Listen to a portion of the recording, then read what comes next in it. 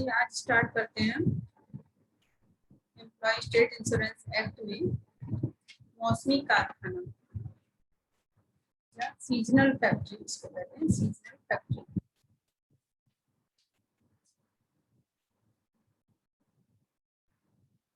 Seasonal factory means a factory which is exclusively engaged in one or more of the following manufacturing process, namely cotton ginning, cotton or jute pressing, decoration of groundnuts, the manufacture of coffee, indigo, lead, rubber, sugar or tea, or any manufacturing process which is incidental to or connected with any of the aforesaid process, and include a factory which is engaged for a period not exceeding 7 months in a year। अर्थात मौसमी कारखाना ऐसे कारखाने को कहते हैं जो कि कुछ भी निर्माण प्रक्रियाओं में से एक, जो कि बता रहे हैं आपको, जैसे कि कपास उगना, रुई, पटसन दबाना, मूंगफली की छिलाई, कॉफी, नील, लाख, रबड़, चीनी, गुड़, चाय या किसी ऐसी विनिर्माण प्रक्रिया में जो इनमें से किसी एक की आनुषंगिक है या उससे संबंधित है या उसके साथ लगा हुआ है। अर्थात इसके अंतर्गत ऐसे कारखाने आते हैं जो कि पूरे वर्ष और काम नहीं करते बल्कि ज्यादा से ज्यादा 7 महीने के लिए काम करते हैं। ऐसी सभी फैक्ट्रियों को हम कहते हैं सीजनल फैक्ट्री। जैसे कि चाय कॉफी बनाना, उसकी पैकिंग करना, पैकिंग के काम में लगे हुए मजदूर, किसी ऐसी अन्य जो मैन्युफैक्चरिंग प्रोसेस हैं जो कि केंद्रीय सरकार शासकीय राजपत्र में अधिसूचना द्वारा जोड़ दें, ऐसे सभी कारखानों को मौसमी कारखाना कहा जाता है। देखिए, मौसमी कारखाने की परिभाषा यहाँ पर इसलिए बताई गई है क्योंकि ये act employ state insurance act 1948 मौसमी कारखानों पर लागू नहीं होता। नेक्स्ट डेफिनेशन है आपकी बीमारी, सिकनेस। सिकनेस का मीन्स है ऐसी कोई भी बीमारी, ऐसी condition which require medical treatment in attendance and necessitates abstention from work on medical ground। यानी कि ऐसी स्थिति जिसमें कि चिकित्सीय उपचार और चिकित्सीय परिचर्या अपेक्षित है, जिसमें चिकित्सीय आधारों पर काम से अनुपस्थिति जरूरी हो जाती है। यानी कि किसी व्यक्ति की स्थिति ऐसी है कि वो काम पर नहीं आ पा रहा है और उसे डॉक्टर के पास या किसी भी चिकित्सा संबंधी परामर्श लेना पड़ रहा है, तो ऐसे में कहा जाएगा कि वो व्यक्ति बीमार है। फिर आता है टेम्पोरेरी डिसेबलमेंट, जिसका मीन्स है कि नियोजन क्षति के परिणाम स्वरूप, नियोजन क्षति जो हमने आपको इससे पहले बताया था, नियोजन क्षति के परिणाम स्वरूप कोई ऐसी स्थिति उत्पन्न हो गई जिसमें कि चिकित्सीय उपचार जरूरी है और जो कर्मचारी जिसको की क्षति पहुंची है वो उस क्षति से पहले जो काम कर रहा था उसको करने में टेम्परेरी रूप से असमर्थ हो गया है।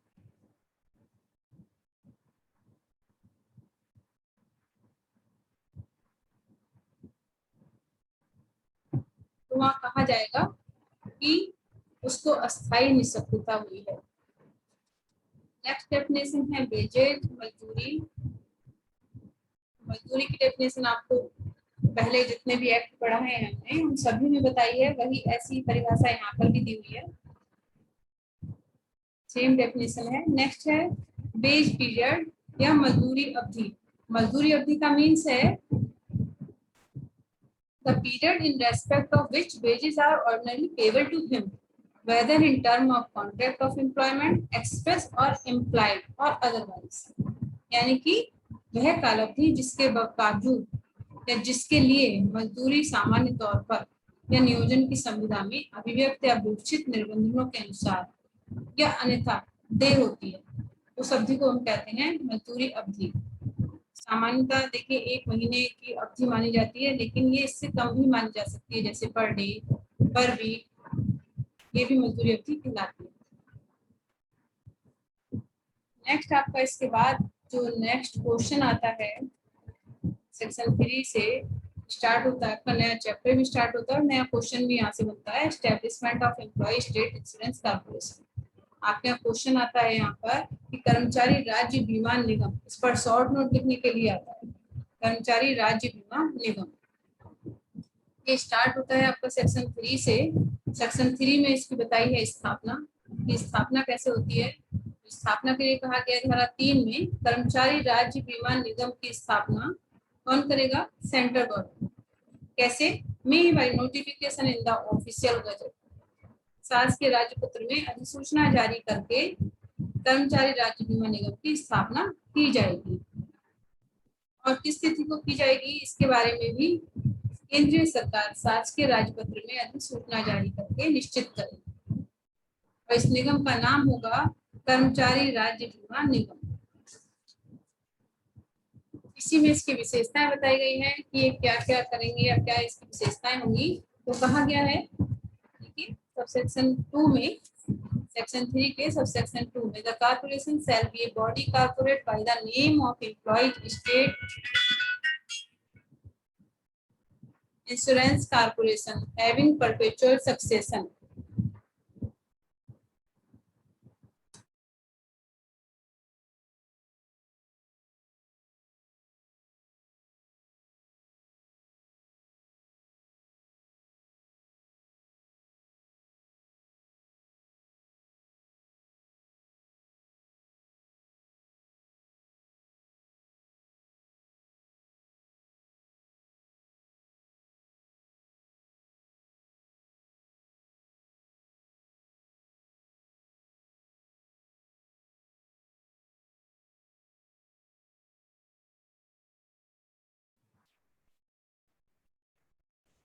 कर्मचारी राज्य बीमा निगम सेक्शन 3 सब सेक्शन 2 में देखिए बताया गया है, the corporation shall be body corporate by the name of employ state insurance corporation having perpetual succession and a common seal and shall by the said name sue and be sued।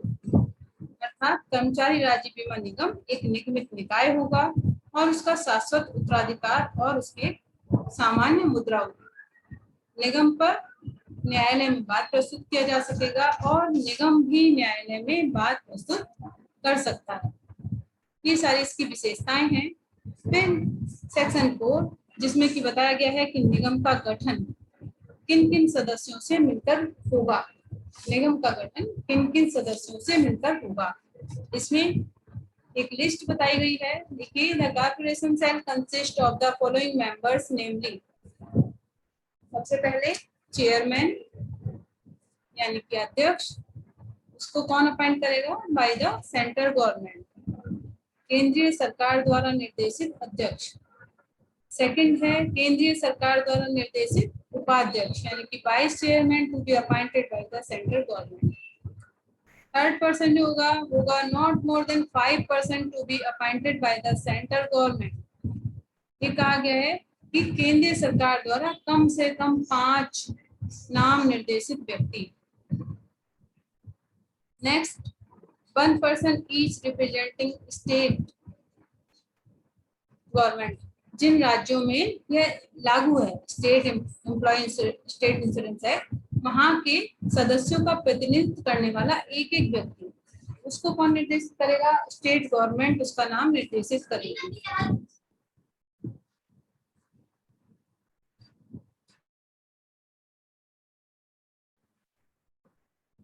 Next है संघ और राज्य क्षेत्रों का प्रतिनिधित्व करने के लिए एक व्यक्ति, जिसे केंद्रीय सरकार ही नामित करेगी। फिर नियोजकों का प्रतिनिधित्व करने वाले 10 व्यक्तियों का नाम निर्देशन केंद्रीय सरकार द्वारा किया जाएगा और केंद्रीय सरकार ऐसे व्यक्तियों का नाम निर्देशन नियोजकों के ऐसे संगठनों से जिन्हें केंद्रीय सरकार ने इसके लिए मान्यता दी है परामर्श करके करेगी।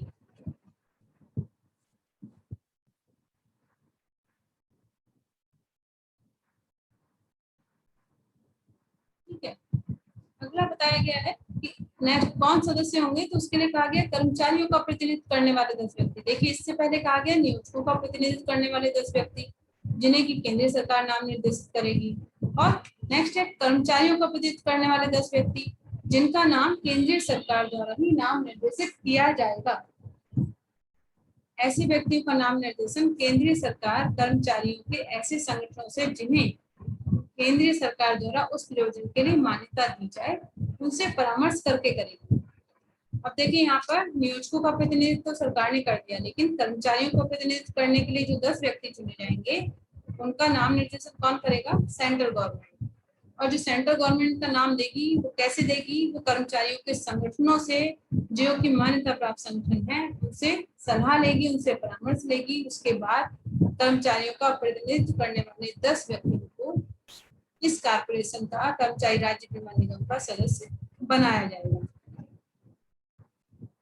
नेक्स्ट दिया हुआ है एच में 2 person representing the medical profession, 2 व्यक्ति जो कि चिकित्सा व्यवसाय का प्रतिनिधित्व करने वाले होंगे। उन्हें कौन करेगा, उन्हें कौन चुनेगा? उसके लिए बताया है जिसे केंद्रीय सरकार चिकित्सा व्यवसायियों के संगठनों से कौन करेगा? देखिए, by the central government in consultation with such organisation of medical practitioners as may be recognised for the purpose by the central government. किसकी सहायता से? चिकित्सा व्यवसायियों के संगठनों की सहायता से या उनके परामर्श से ऐसे नाम को निर्देशित किया जाएगा। फिर 3 संसद सदस्य, 3 members of parliament of whom 2 shall be members of the house of the pupil and 1 shall be the member of the council of state elected respectively by members of the house of the pupil and the member of the council of state। 3 सदस्य संसद के होंगे, जिनमें से 2 लोकसभा और 1 राज्यसभा का सदस्य होगा, जिन्हें क्रमशः लोकसभा और राज्यसभा के सदस्यों द्वारा निर्वाचित किया जाएगा।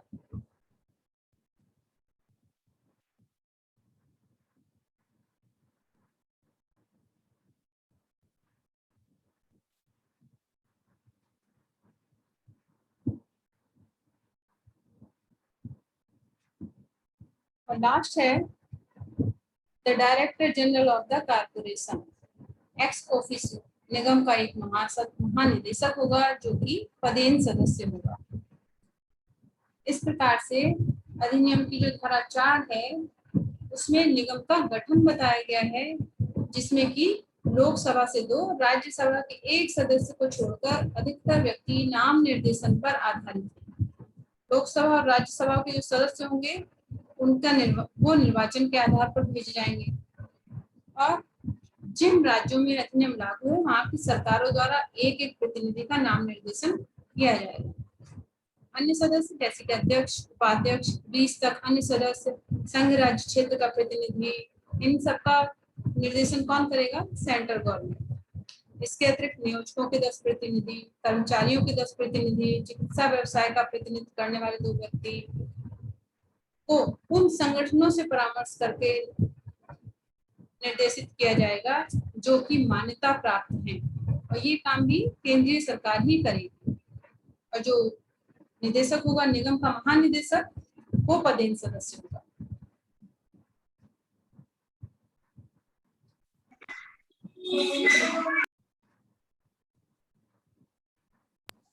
नेक्स्ट आता है section 5।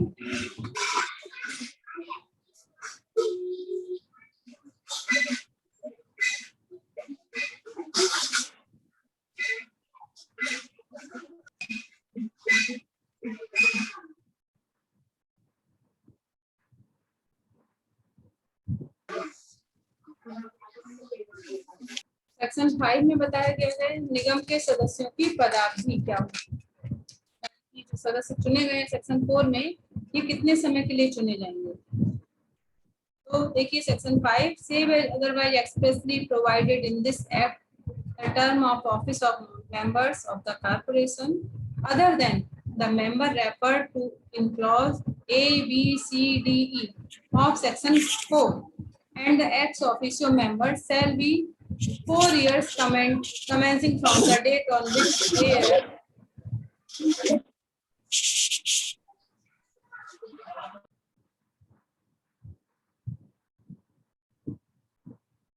appointment or election is notified।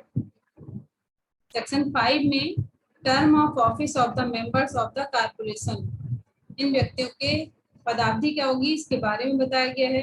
तो कहा है कि निर्दिष्ट सदस्यों को और पदेन सदस्यों को छोड़कर बाकी सबकी पदावधि होगी 4 साल। ये उस तिथि से काउंट होगी जिस दिन इनका नाम निर्देशन या निर्वाचन अनुसूचित किया जाता है। लेकिन लेकिन कहा गया है कि 4 वर्ष की जो समाप्ति होगी उसके बाद भी कोई व्यक्ति पद तब तक धारण किए रहेगा जब तक कि उसके स्थान पर कोई नया व्यक्ति निर्वाचित या निर्देशित नहीं हो जाता। सब सेक्शन 2 में कहा गया है कि धारा 4 का जो A, B, C, D, E जितने भी self hold office during the pleasure of the government, ये व्यक्ति सरकार के प्रसाद पर्यंत अपना पद धारण किए रहेंगे। नेक्स्ट सेक्शन 6 जिसमें कि कहा गया है eligibility for reappointment and re election, पुनः नाम निर्देशन या पुनः निर्वाचन के लिए पात्रता। Section 6 an outgoing member of the corporation, the standing committee or the medical benefit council shall be eligible for the reappointment or re-election as the case may be। कोई भी सदस्य जो कि निगम, स्थायी समिति और चिकित्सा परिषद इनमें जो सदस्य चुने जाएंगे वो पुनः भी चुने जा सकते हैं। जैसे कि किसी का कार्यकाल खत्म हो जाता है 4 साल पर, उसके बाद अगर वो पुनः चुने जाते हैं तो उस पर कोई रोक टोक नहीं है। सेक्शन 6 यही बताता है कि पुनः चुना जा सकते हैं। नेक्स्ट सेक्शन 7 जिसमें कि बताया गया है ऑथेंटिकेशन ऑफ ऑर्डर्स डिसीजन, अर्थात इन व्यक्तियों द्वारा जो भी आदेश दिया जाएगा, निश्चय दिया जाएगा, इसका प्रमाणीकरण क्या होगा, माने जाएंगे या नहीं माने जाएंगे। तो सेक्शन 7 के अनुसार निगम के समस्त आदेश और निर्णय निगम के महानिदेशक द्वारा सर्टिफाई किए जाएंगे और निगम द्वारा निर्गत अन्य सभी लिखित का मतलब जितना भी वो लिखित कागजात बनाएंगे, ऑल अदर इंस्ट्रूमेंट, जितनी भी कार्रवाई अलग करेंगे वो निगम के महानिदेशक या ऐसे अन्य प्राधिकारी द्वारा प्रमाणीकृत की जाएंगी जैसा कि निगम द्वारा अधिकृत किया जाए by the signature of director general और such other officer as the corporation as may be authorised by him. यहाँ तक तो देखिए निगम के बारे में दिया हुआ है। अब निगम की आती हैं शक्तियां जो कि सेक्शन 19 में बताई गई है।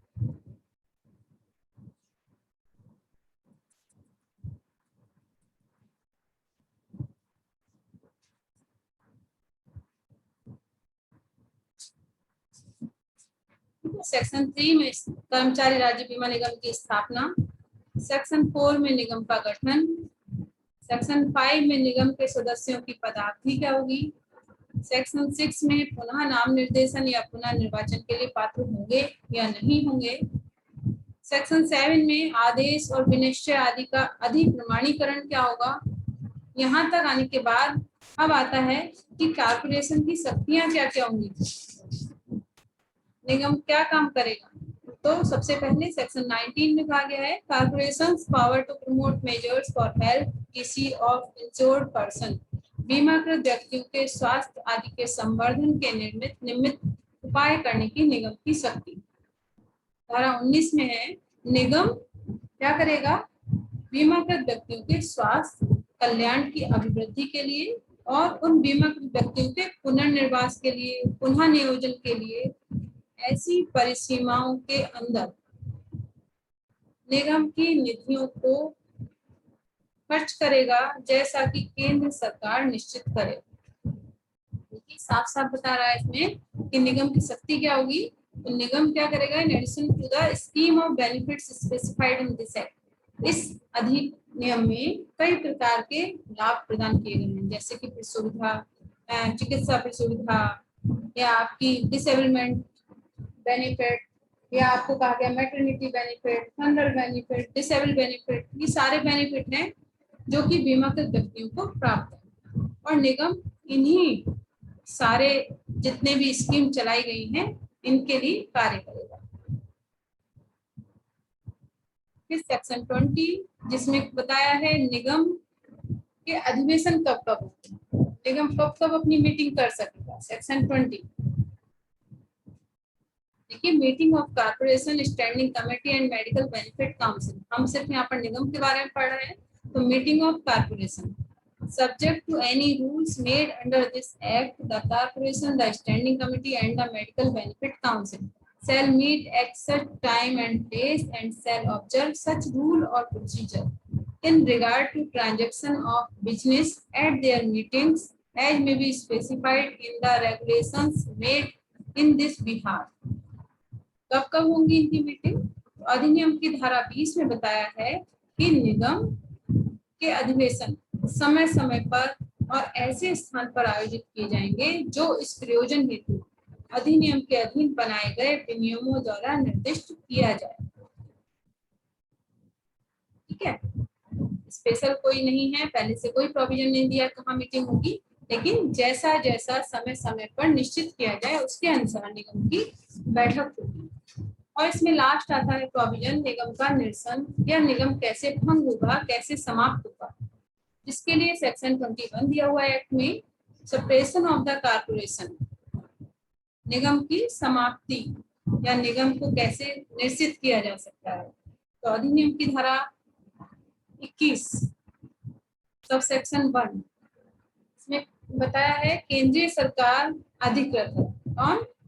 Central government. देखिए, if in the opinion of the central government, यदि सेंट्रल गवर्नमेंट को, केंद्रीय सरकार को ऐसा लगता है, द कॉर्पोरेशन और the standing committee persistently makes default in performing the duties imposed on it by or under this act or abuse its power, that government may by notification in the official gazette supersede the corporation, or in the case of the standing committee supersede in constitution with the corporation the standing committee।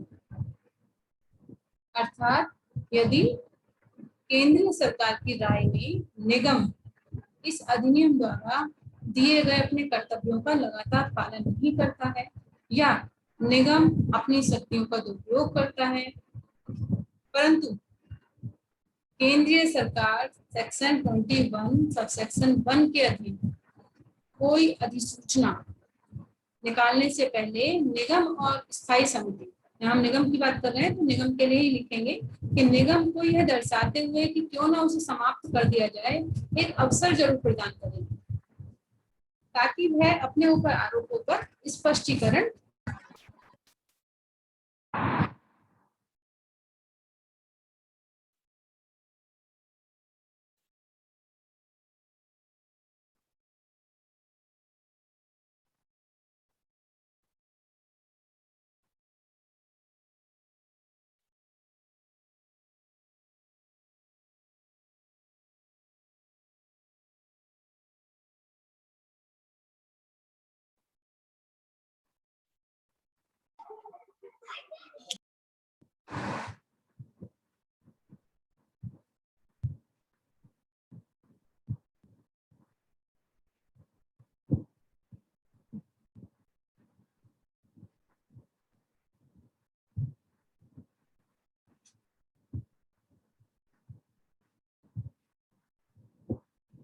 Next आता है section 21 में ही कि यदि निगम अपनी शक्तियों का दुरुपयोग करता है तो उसको भंग किया जा सकता है, लेकिन उससे पहले निगम को एक अवसर दिया जाएगा ताकि वह बता सके कि जो आरोप उस पर लगे हैं उसमें उसका क्या फॉल्ट था या नहीं था, उसको युक्त अवसर इस पर मिलेगा। सेकंड पॉइंट है निगम को निश्चित करने वाली धारा 21 के अधीन जो अधिसूचना जारी होगी उसमें यह समझा जाएगा, जिस दिन निश्चित कर दिया जाएगा उस दिन समझा जाएगा कि जो भी सदस्यों की नियुक्ति हुई थी वो सारे पद अब रिक्त हैं। एक्सक्यूज मैम, हेलो मैम, कौन सा सेक्शन चल रहा है? सेक्शन चल रहा है, ये देखिए क्वेश्चन चल रहा है कर्मचारी राज्य बीमा निगम। ठीक है, कर्मचारी राज्य बीमा निगम, कर्मचारी राज्य बीमा निगम के लिए सेक्शन 6 से स्टार्ट हुआ, 3 से स्टार्ट हुआ है और इसकी शक्तियां फिर दी हुई है सेक्शन 19, 20, 21, ये 3 सेक्शन और पढ़ने इसके साथ।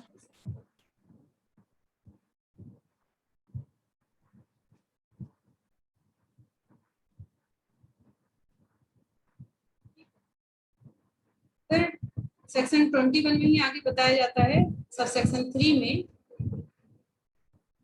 स्थायी समिति को निश्चित किए जाने पर एक नई समिति बनेगी, यानी कि जो निश्चित किया गया है, इससे पहले हम निश्चित बता रहे हैं जैसे ही वो निश्चित हो जाती है तुरंत ही उसके स्थान पर दूसरी कमेटी या दूसरा निगम की स्थापना की जाएगी। फिर सेक्शन 21 का सबसेक्शन 4, इसमें निगम के निश्चित कर दिए जाने पर when the corporation has been superseded the central government में, जैसे ही निगम को निश्चित किया जाएगा केंद्रीय सरकार, ए और बी 2 पॉइंट है इसमें, इमीडिएटली मतलब तुरंत नए नाम निर्देशित कर सकेगी या निर्वाचित कर सकेगी, और अगर वो धारा 8 की बात है तो वहां पर नई समिति नियुक्त करेगी तुरंत। सेकंड है निगम की शक्तियों का प्रयोग, the power of the corporation, निगम की शक्तियों का प्रयोग और कर्तव्यों की अनुपालना के लिए ऐसा अभिकर्ता ऐसी अवधि के लिए जैसा उचित समझा जाए स्वविवेकानुसार नियुक्त करेगी और ये सभी शक्तियों का प्रयोग करने के लिए सक्षम होगा। फिर सबसेक्शन 5 जिसमें कहा गया है केंद्रीय सरकार द्वारा 21 के अधीन जो कार्रवाई की जाएगी और जिन परिस्थितियों में वो कार्रवाई की जाएगी उसकी पूरी रिपोर्ट शीघ्र से शीघ्र किसी भी दशा में जो कि 3 महीने से ज्यादा नहीं होगी संसद के समक्ष रखी जाएगी। The central government shall cause a full report of any action taken under this section and the circumstances leading to such action to be laid before the parliament at the earliest opportunity। जिस दिन भी जल्दी से जल्दी यानी कि जब संसद की पहली बैठक हो, जब संसद के समक्ष पहली बार प्रस्तुत किया जा सके उस समय, लेकिन case not later than 3 months, 3 महीने से ज्यादा नहीं, from the date of notification superseding the corporation और the standing committee as the case में, जिस दिन इनको निश्चित करने वाली अधिसूचना जारी की गई है उसके 3 महीने के भीतर संसद के समक्ष इस बात को बताया जाएगा कि ये काउंसिल, ये कॉर्पोरेशन अब भंग हो गया। ये इसलिए किया जाएगा ताकि नए कॉर्पोरेशन की स्थापना की जा सके। इसके साथ ही आपका ये वाला क्वेश्चन पूरा हो रहा है कर्मचारी राज्य बीमा निगम का। इसको आप लोग शॉर्ट नोट के लिए तैयार कर लीजिएगा।